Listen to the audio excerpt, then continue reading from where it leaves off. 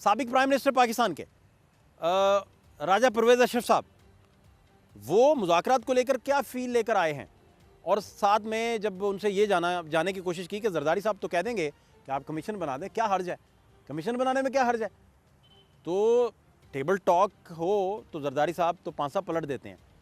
تو راجہ صاحب نے کیا بات کی، ان کی گفتگو کا محور کیا تھا، یہ بھی دیکھیے. کیا سر مذاکرات کی کیا فیل تھی اور آپ نے کیا نتیجہ اخذ کیا؟ مجھے بڑی اچھی فیل آئی ہے اور میں نے دیکھا کہ دونوں اطراف سے بڑا مثبت رویہ تھا، اور خاص طور پہ میں سمجھتا ہوں کہ ہر مشکل کا، ہر مسئلے کا حل جو ہے وہ تو مذاکرات میں ہے، اور مذاکرات کے علاوہ تو کوئی راستہ نہیں ہے. اور یہ بڑی خوشائند بات ہے کہ ایک ٹھہراؤ آئے سیاست میں، ایک دوسرے کی بات سننے سمجھنے کی جو ہے وہ حوصلہ ہو، اور اس سے بہتری آنے کی زیادہ تو. میرا خیال ہے زرداری صاحب نے کہا ہوگا آپ کو بھی، کیونکہ آپ انہیں پریزنٹ کر رہے ہیں، سابق پرائم منسٹر بھی ہیں آپ، اور کہا ہوگا کہ بھائی بنا دیں کمیشن، کیا حرج ہے کمیشن بنانے میں.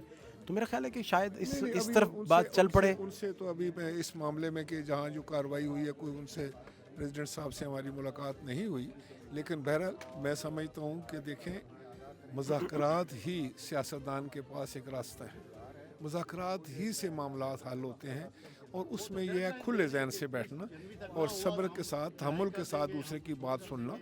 اور آج اچھی باتیں ہوئی ہیں میں سمجھتا ہوں.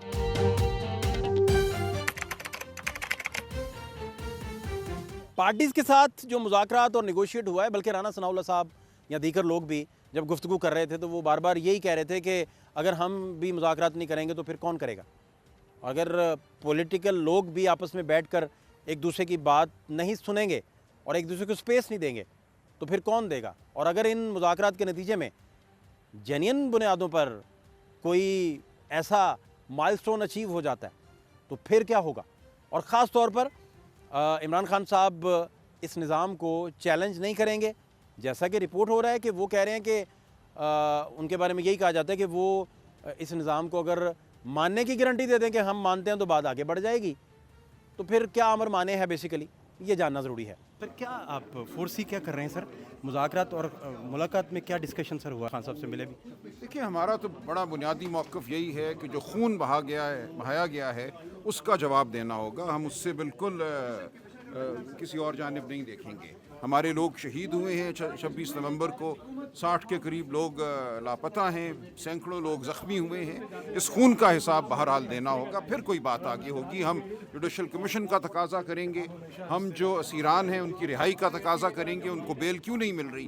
یاسمین راشد ہوں، شاہ محمود قریشی ہوں، اعجاز چودھری ہوں، دیگر ہمارے جو رہنما ہیں، اگر مان جاتی ہے گورنمنٹ، پھر دیکھیں گے آگے کیا. مثلا مان جاتی ہے کہ جی ہم کمیشن بنا دیتے ہیں، فرض کریں، تو پھر دیکھیں ہمارے جو اسیران ہیں ان کو بیل ملنی چاہیے بشمول عمران خان صاحب، اور پھر ہم دیکھتے ہیں ماحول کیا بنتا ہے، اس کے بعد آگے بات ہوگی. لیکن یہ بنیادی نکات ہیں، اگر یہ نہیں ہوتے تو پھر آگے بڑھنے کا کوئی بنیاد نہیں ہوگی. پی ٹی آئی کمیٹی کے سربراہ عمر ایوب خان صاحب اور دیگر اراکین نے تفصیل سے اپنا نقطہ نظر پیش کیا. انہوں نے پی ٹی آئی کے بانی چیئرمین عمران خان صاحب سمیت پارٹی کے لیڈرز اور کارکنوں کی رہائی کا مطالبہ کیا. انہوں نے یہ بھی کہا کہ حکومت کو ضمانتوں کے حصول میں حائل نہیں ہونا چاہیے. انہوں نے 9 مئی اور 26 نومبر کے واقعات پر جوڈیشل کمیشن بنانے کا مطالبہ کیا تاکہ حقائق پوری طرح سامنے آ سکیں.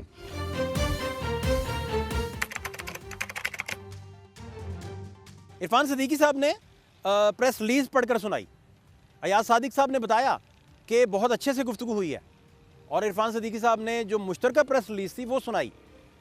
اب بہت سارے لوگ کہتے ہیں کہ مذاکرات جو ہیں یہ کسی نتیجے پہ نہیں پہنچیں گے، لیکن آج کے دن تک اگر حالات دیکھیں تو کچھ بہتری آتی دکھائی دے رہی ہے، کچھ اعتماد سازی کی فضا بنتی دکھائی دے رہی ہے.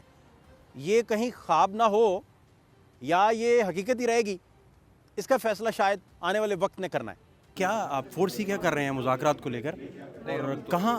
صرف یہ 2 پوائنٹس کے اوپر بات چیت ہونی ہے، جو جوڈیشل کمیشن ہے 9 مئی کے حوالے سے اور 26 نومبر کے حوالے سے، اور اسیران کی رہائی. یہی ایجنڈا ہے اور اسی ایجنڈے پہ بات ہوگی. نہیں تو اگر گورنمنٹ کہتی ہے کہ ٹھیک ہے ہم کمیشن بنا دیتے ہیں، دین तो फिर आगे प्रोसीड करेंगे। या फ़र्ज़ करें गवर्नमेंट आपको कहती है कि 2 कदम हम पीछे हटें, तो 2 कदम हटने का क्या इस ऑप्शन जो और क्या दो डिस्कशन है? मुतालिबात है इस पे तो 1 इंच भी पीछे नहीं हटा जा सका। बाकी कुछ चीज़ का मुझे नहीं पता, लेकिन ये 2 मुतालिबात खान साहब के बिहाफ पे ही ये कमेटी नेगोशिएट कर रही है, तो इस पे तो 1 इंच भी पीछे नहीं आज हटेंगे। ISPR की जानिब से भी अनाउंसमेंट्स हुई हैं, तो गुडविल जेस्चर देखते हैं उसे।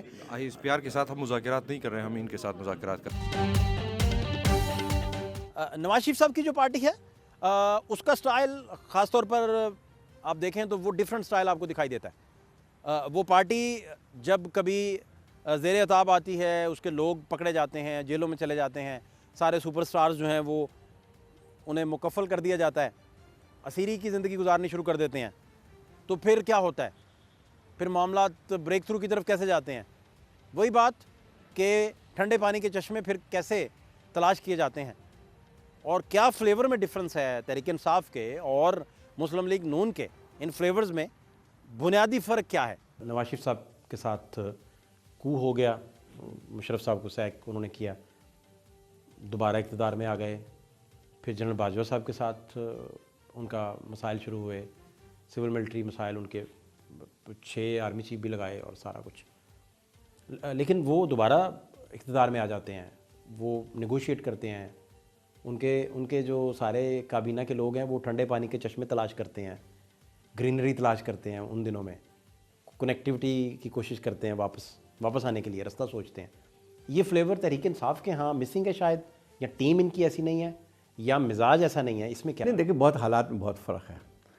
नवाज़ शरीफ साहब जो हैं वो मतलब मुख्तलिफ अदवार से ज़रूर गुजरे, लेकिन नवाज़ शरीफ साहब स्टेटस को की पैदावार है, होता है ना, जैसे कि और फिर वही है कि इक़्तिदार एक हद तक, मैं ये नहीं कहता हूँ इलेक्शन भी जीती उनकी पार्टी, क्या कहते हैं 90s में 2 दफ़ा, उसके बाद भी शायद ये जो है 2013 वाला इलेक्शन भी था, लेकिन नवाज़ शरीफ साहब की सियासत जो है वो स्टेटस को की सियासत रही है, यानी उस निज़ाम के ख़िलाफ़ नहीं उस तरह से रही है।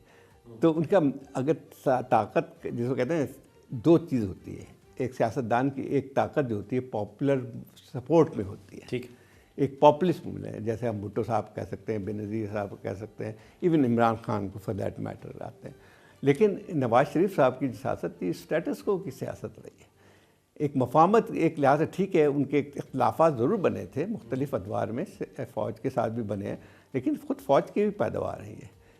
अगर आप देखा जाए तो मेरी किताब भी शाया हुई है डायलॉग विद हिस्ट्री, उसमें नवाज़ शरीफ साहब का जो पहला इंटरव्यू है कि मैं जो हूँ I will uphold the legacy of general Zia-ul हक़, ये उनका था, तो दैट वाज द लेगेसी। फिर उसके बाद में भी अगर देखें तो उनकी ठीक है उनकी एक बेस तो बन गई थी PMLN में, लेकिन वो बेस जो थी इट डिड नॉट, एक पॉपुलिस्ट एक तहरीक की बुनियाद पे नहीं थी, ना नवाज़ शरीफ साहब की कोई वो थी, बल्कि एक देखा जाए तो एक पावर स्टेटस को की जो पावर थी वो इतनी डीपली इंट्रेंच थी, ख़ास तौर पर जो पाकिस्तान का रूलिंग क्लासेस है, ख़ास तौर पंजाब की, वो उनकी सरचश्मा बन के आई थी।